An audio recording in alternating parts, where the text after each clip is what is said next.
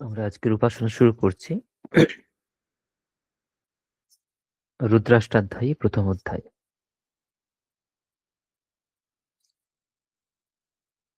হরিः ॐ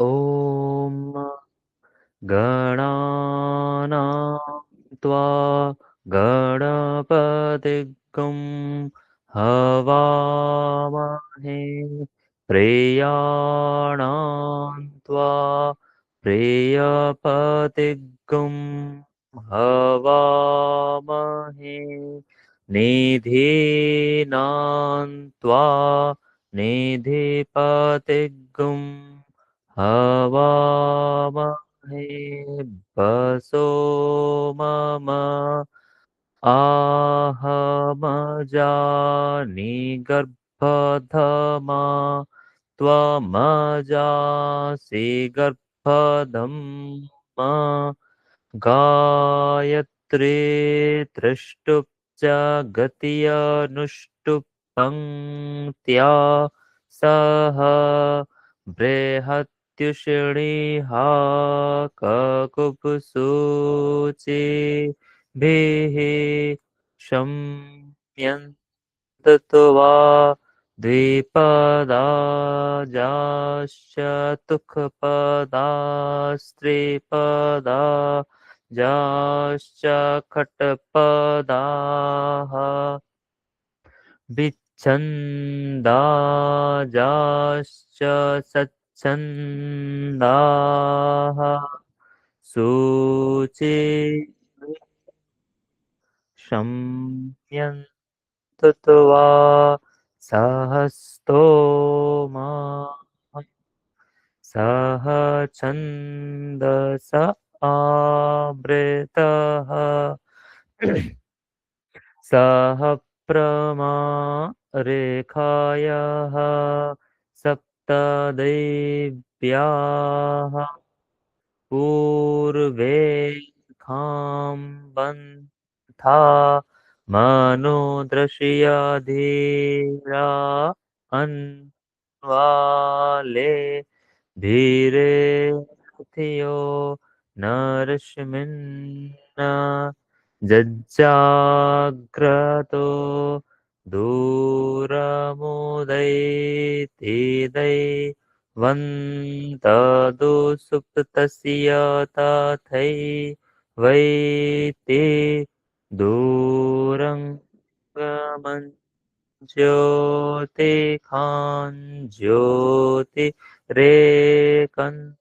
तन्मे मनः शिवसङ्कल्पमस्तु जेन कर्माण्यपसो मनीषिणो जगिये कृण्वन्ति वेदते क्षुधिराः जदपूर्वं जक्षमन्तः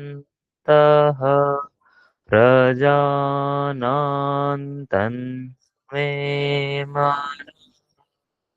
शिवसङ्कल्पमस्तु जत्प्रज्ञानमुत चेतो धृतश्च ज्योतिरन्तरमृतं प्रजासु यस्मान्नरेते किञ्चन कर्म क्रियते तन्मे मनः शिवसङ्कल्पमस्तु जेनेदं भूतं भुवनं भविष्यत् परिग्रही तममृते न सर्वं जेन जगियस्तायते सप्तहोता तन्मे मनः शिवसङ्कल्पमस्तु यस्मिन् ऋचः सामजजु गुङ्खे यस्मिन् प्रतिष्ठिता रथनाभा विवाराः यस्मिंश्चित्तगुं सर्वमोतं प्रजानान्तन्मे मनः शिवसङ्कल्पमस्तु सुखारतिरश्वा निव जन्मनुखियान्नेनि यते विशोभिर्भाजिन एव हृत्प्रतिष्ठन् जदजिरञ्जविष्ठन् तन्मे मनः शिवसङ्कल्पमस्तु हरिः ॐ।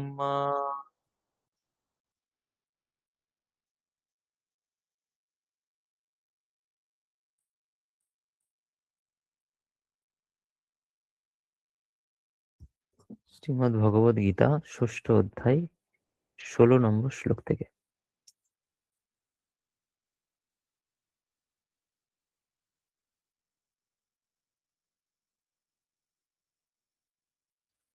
वसुदेवसुतं देवं कंसचाणूरमर्दनं देवकी परमानन्दं कृष्णं वन्दे जगद्गुरुम् नात्यश्नतस्तु योगोस्ते न चैकान्तमनश्नतः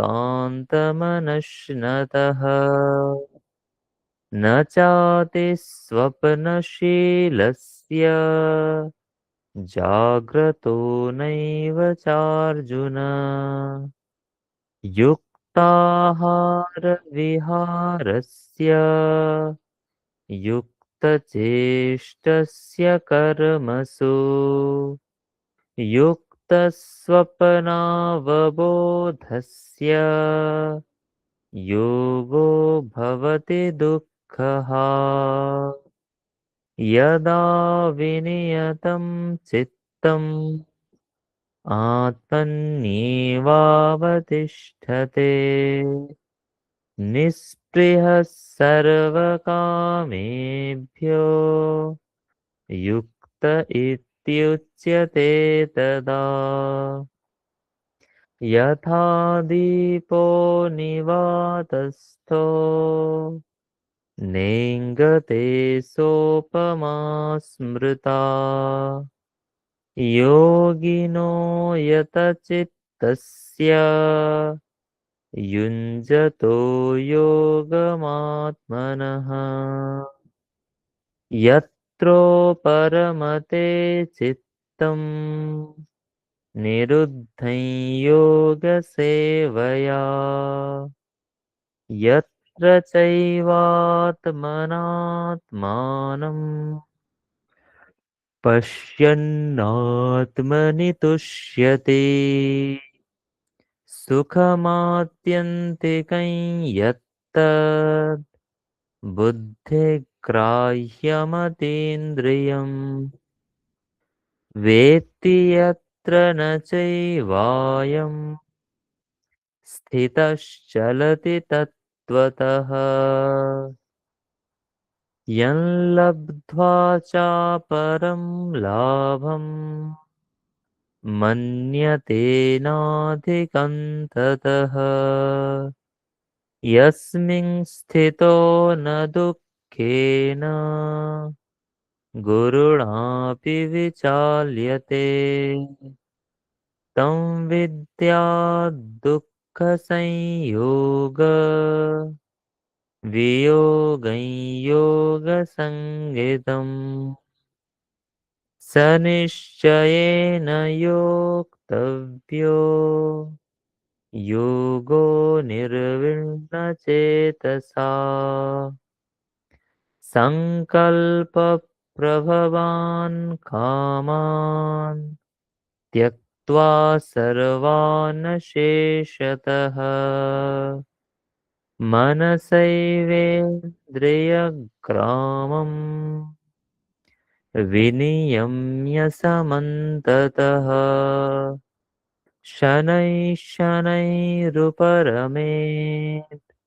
बुद्ध्या धृतिगृहीतया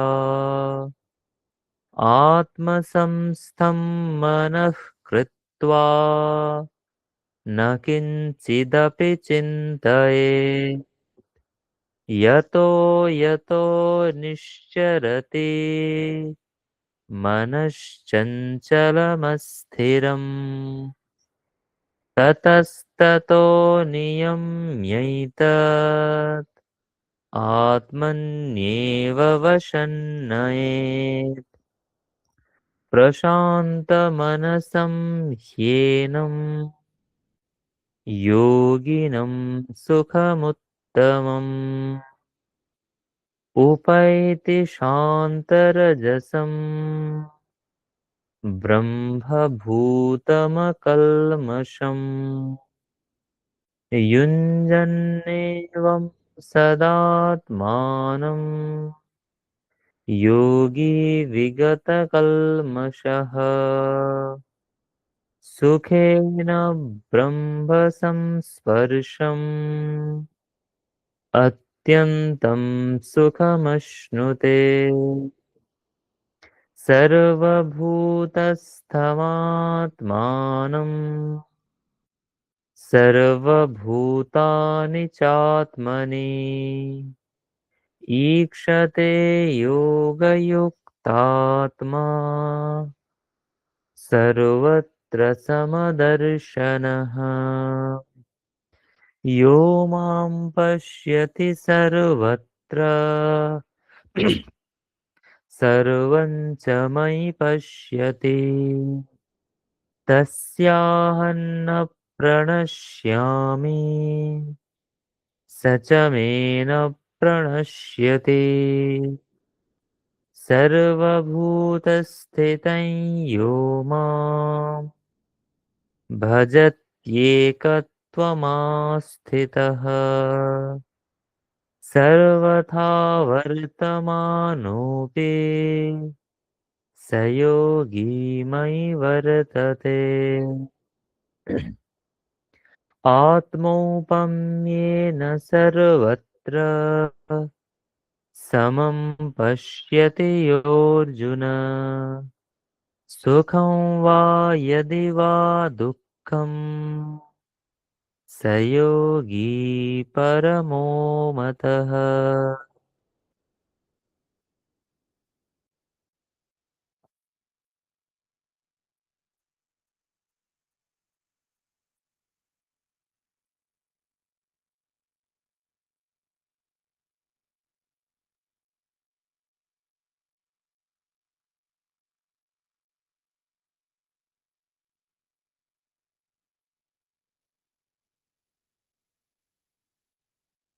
আজকের মনন শ্রীমদ্ ভগবদ গীতার পঞ্চম অধ্যায়ের চতুর্দশ শ্লোক।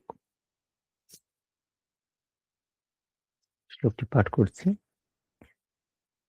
ন কর্তৃত্বন্ন কর্মাণি লোকস্য সৃজতি প্রভুঃ ন কর্মফলসংযোগম স্বভাবস্তু প্রবর্ততে। আরেকবার পাঠ করছি।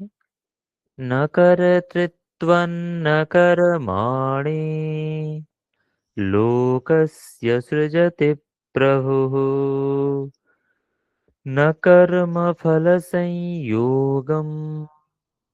স্বভাবস্তু প্রবর্ততে। শ্লোকটির সাধারণ অর্থ: কারণ পরমেশ্বর মানুষের কর্তৃত্ব ভাব, কর্ম বা কর্মফলের সংযোগ রচনা করেন না, কিন্তু স্বভাবই অর্থাৎ প্রকৃতি প্রবর্তিত হয়। এই শ্লোকটি আমাদের প্রসঙ্গ অনুসারে বুঝতে হবে, সেই জন্য আমরা প্রসঙ্গটা আগে দেখে নেবো যে কি আমাদের আলোচনা চলছিল। যদি আমরা পঞ্চম অধ্যায়ের শুরুতে একটু স্মরণ করি, তাহলে আমরা দেখতে পাবো অর্জুন প্রথমে ভগবানকে জিজ্ঞেস করছেন যে সন্ন্যাস যোগ এবং কর্মযোগ, অর্থাৎ কর্মসন্ন্যাস এবং কর্মযোগ এই দুটোর মধ্যে কোনটা শ্রেষ্ঠ সেটা আমাকে বলো। তখন ভগবান তার প্রত্যুত্তরে বলছেন যে কর্মযোগ সন্ন্যাসের থেকে নিঃশ্রেয়স্কর, সেই জন্য তুমি কর্মযোগ আচরণ করো। তারপর কর্মযোগের এবং সন্ন্যাস যোগের বিভিন্ন প্রশংসা করা হয়েছে। সাংখ্য এবং যোগ অর্থাৎ কর্মযোগ এবং সন্ন্যাস, কর্মসন্ন্যাস, কর্মত্যাগ, এই দুটোকে অনেকে আলাদা বলে মনে করে। আসলে তারা যদিও পথ আলাদা, কিন্তু তাদের গন্তব্যস্থল একই। কারণ দুটোতেই মানে দুটো মার্গের দ্বারাই আমি মোক্ষ লাভ করি, নিঃশ্রেয়স বা পরম সত্যকে আমরা লাভ করি। সেই জন্য দুটোর মধ্যে পার্থক্য আছে, ফলে কোনো পার্থক্য নেই।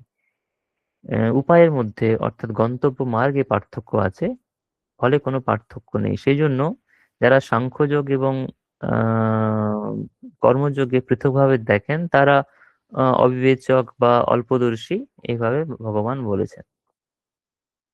তারপর কর্মযোগের বিভিন্ন প্রশংসা করেছেন। আহ আমাদেরকে জিতেন্দ্রিয় হতে হবে, কর্মযোগ যুক্ত হতে হবে, আমাদের চিত্তকে শুদ্ধ করতে হবে, তাহলে আমরা আদর্শ কর্মযোগী হতে পারবো এবং কর্ম করলেও আমরা কর্মফলের দ্বারা লিপ্ত হব না।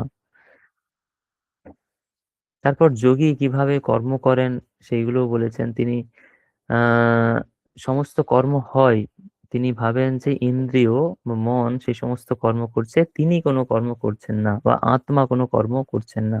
তিনি দেখেন, শোনেন, স্পর্শ করেন, সবকিছুই করেন, কিন্তু তিনি জানেন যে এগুলো সব ইন্দ্রিয়ের কর্ম, এগুলো মনের কর্ম, এগুলো আত্মার কর্ম নয়, অর্থাৎ আমি কিছু করছি এরকম নয়। এবং তিনি সমস্ত কিছু ব্রহ্মে অর্পণ করে কর্ম করেন, অর্থাৎ কর্মফল সমস্ত কিছু ঈশ্বরে সমর্পণ করেন। সেই জন্য পদ্মপত্রের মতো কর্মফল যোগীর গায়ে লিপ্ত হয় না, কর্মফল তাকে স্পর্শ করতে পারে না।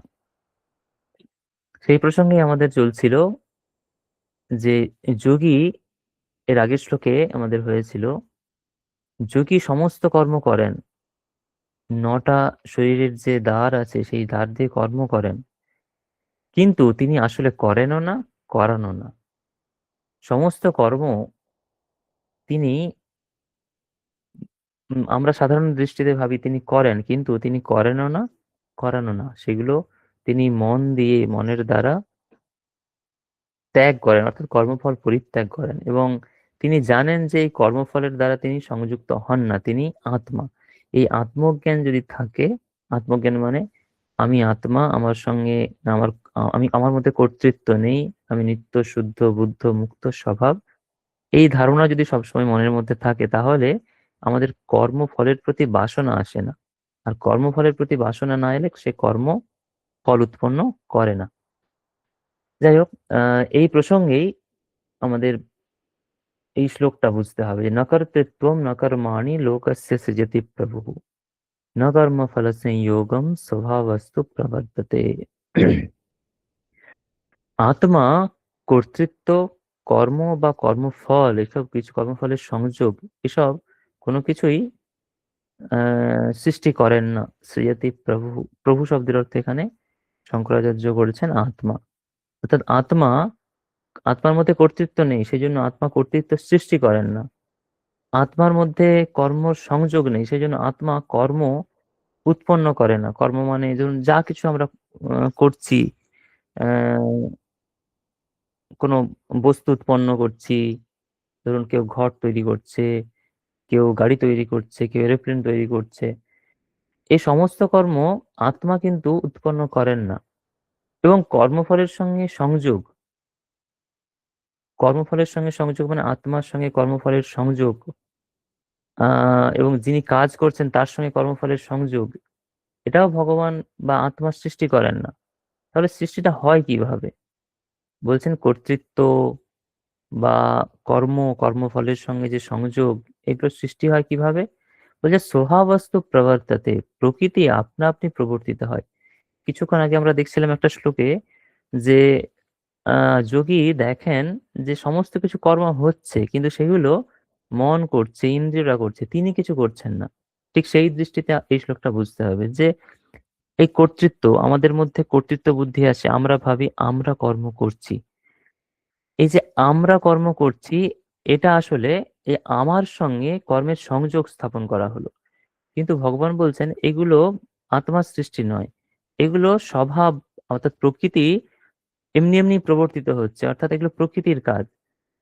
আত্মার সঙ্গে এর সম্পর্ক নেই। প্রকৃতি মানে হচ্ছে মায়া, ত্রিগুণাত্মিকা মায়া। পরবর্তীকালেও আরো শ্লোকে বলবেন ভগবান, দৈবী হেষা গুণময়ী মম মায়া দুরত্যয়া। সেই যে মায়া, সেই মায়ার দ্বারাই সমস্ত কিছু আপনা আপনি হচ্ছে। যে ইন্দ্রিয়ের কাজ করছে, আমরা যা কিছু দেখতে পাচ্ছি করছি, আমরা করছি বলে ভাবি, কিন্তু এগুলো কর্ম হচ্ছে, করা হচ্ছে। কে করছে? প্রকৃতি আপনা আপনি কর্ম করছে। স্বভাবস্তু প্রবর্ততে, খুবই বিখ্যাত এটা শ্লোক, যে আত্মার সঙ্গে কর্তৃত্বের কোনো সম্পর্ক নেই, কর্মের সম্পর্ক নেই, কর্মফলের সঙ্গে সংযোগ নেই। তাহলে কিভাবে এই সমস্ত কিছু হয়? প্রকৃতি বা মায়া, যার অবিদ্যা, যাকে বলা হয় অদ্বৈত বেদান্তের ভাষায়, সে হচ্ছে স্বভাব, তার অপর নাম। সেই হচ্ছে প্রবৃত্ত হয়। সে নিজেই এই সমস্ত কিছু করতে থাকে, কর্ম করতে থাকে, কর্তৃত্ব উৎপন্ন করে। সেজন্য আমাদের মধ্যে অহং ভাব আসে। কিন্তু এই অহং ভাব আসলে আত্মার ভাব নয়, এগুলো মনের স্বভাব। মন মানে প্রকৃতিরই একটা উৎপন্ন বস্তু, প্রকৃতি থেকেই উৎপন্ন হয়, প্রকৃতিই তৈরি করে সেগুলো। সুতরাং আমরা এখান থেকে, এই শ্লোক থেকে শিখলাম যে যোগী দেখেন যে সমস্ত কিছু স্বভাবের দ্বারা হয়। স্বভাব মানে প্রকৃতি, প্রকৃতি আপনা আপনি এই সমস্ত কিছু তৈরি করে। আত্মার সঙ্গে কর্তৃত্ব, কর্ম বা কর্মফলের সংযোগ কোনোটাই নেই। আত্মা নিঃসঙ্গ, নিত্য বুদ্ধ মুক্ত স্বভাব। আমরা আজকের উপাসনা পর্ব এখানেই শেষ করলাম। আপনারা যেমন প্রত্যেকদিন করেন, আপনাদের দৈনন্দিন দিনচর্যা যাপন করুন। সকলকে অনেক ধন্যবাদ।